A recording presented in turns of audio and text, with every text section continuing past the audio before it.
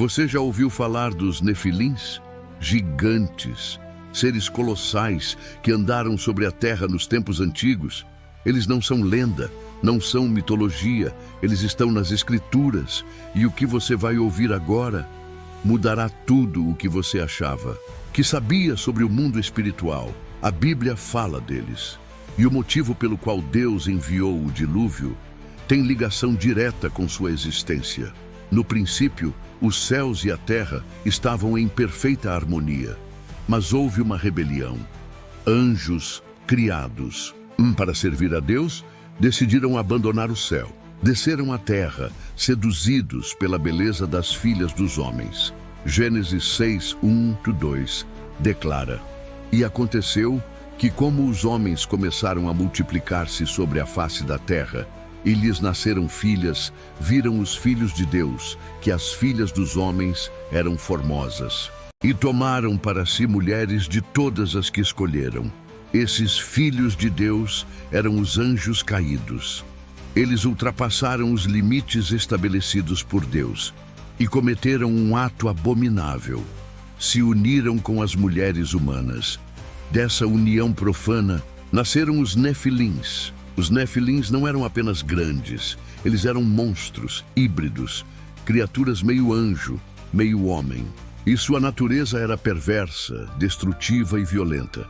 Gênesis 6:4 continua: Havia naqueles dias gigantes na terra, e também depois, quando os filhos de Deus possuíram as filhas dos homens, e elas lhes deram filhos. Estes eram os valentes que houve na antiguidade, os homens de fama. Eles eram adorados como deuses pelas civilizações antigas. Eram os heróis da mitologia, mas não passavam de aberrações espirituais, corruptores da humanidade. A terra estava sendo dominada, degenerada, corrompida. A imagem de Deus no homem estava sendo adulterada. Relatos históricos fora da Bíblia, como no livro de Enoque, revelam que esses anjos caídos também ensinaram magia, feitiçarias, astrologia, fabricação de armas e práticas ocultas à humanidade. Eles aceleraram a queda do homem com sabedorias proibidas. Corromperam tudo o que era puro. Então, Deus olhou do céu e viu a maldade crescente. Viu a corrupção genética, a violência sem limites e a maldição que se espalhava pela criação.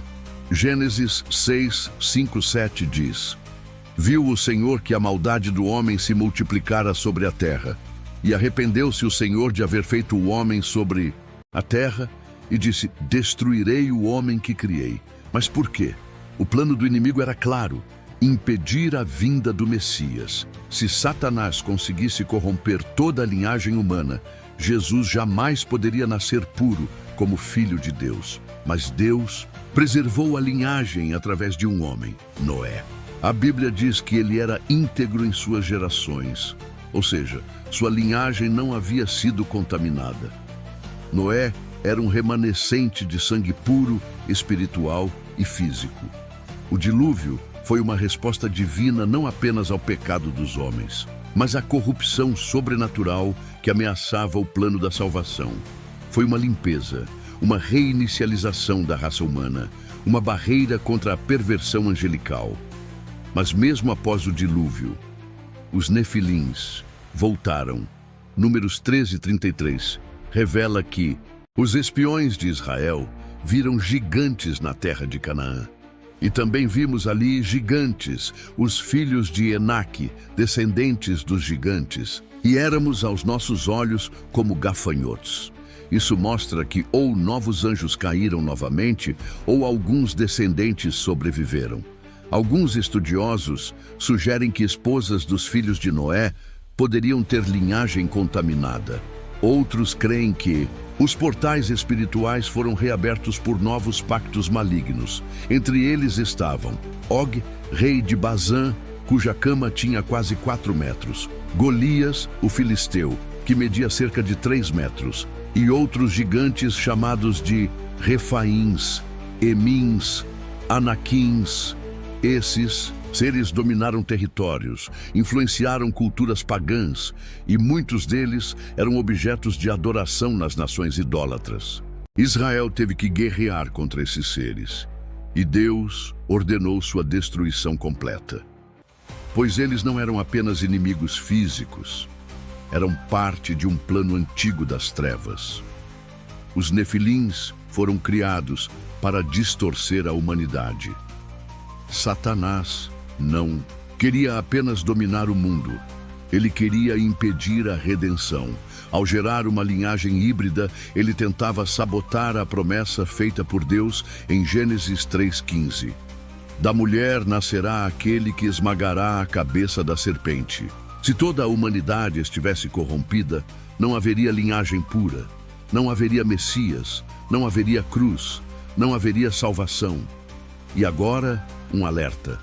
Jesus deixou uma revelação em Mateus 24:37. Como foi nos dias de Noé, assim será também a vinda do Filho do Homem.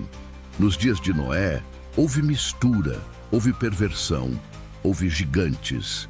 E hoje vemos a ciência brincar de Deus. Manipulação genética, engenharia de DNA, inteligência artificial tentando simular a alma. Homens querendo criar vida sem o sopro de Deus. Clonagem humana, hibridismo genético, transhumanismo. O mesmo espírito de rebelião está de volta. Os Nefilins podem não voltar como seres colossais, mas o espírito da corrupção está de volta.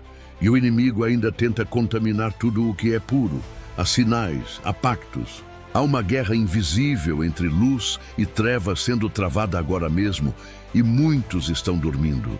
O mundo ignora os sinais, mas Deus deixou tudo registrado. Ele não escondeu a verdade. Ele expôs a corrupção e nos alertou sobre o fim.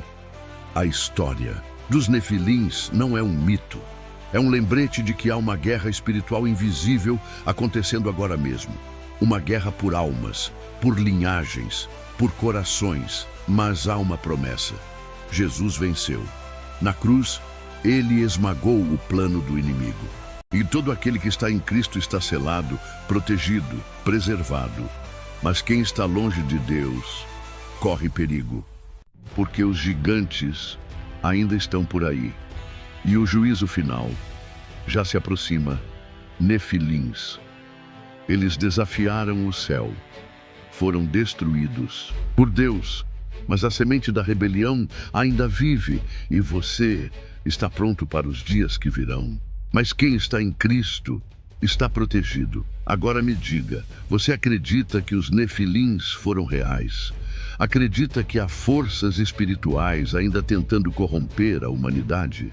Deixe seu comentário aqui abaixo e compartilhe esse vídeo com quem precisa ouvir essa verdade. Inscreva-se no canal e se junte a esta grande família na fé. E se você deseja aceitar a Jesus, escreva aqui: Senhor Jesus, eu te aceito hoje como o meu único e salvador da minha vida. E neste exato momento, seu nome será escrito no livro da vida eterna. Feito isto, fique firme. Deus te abençoe.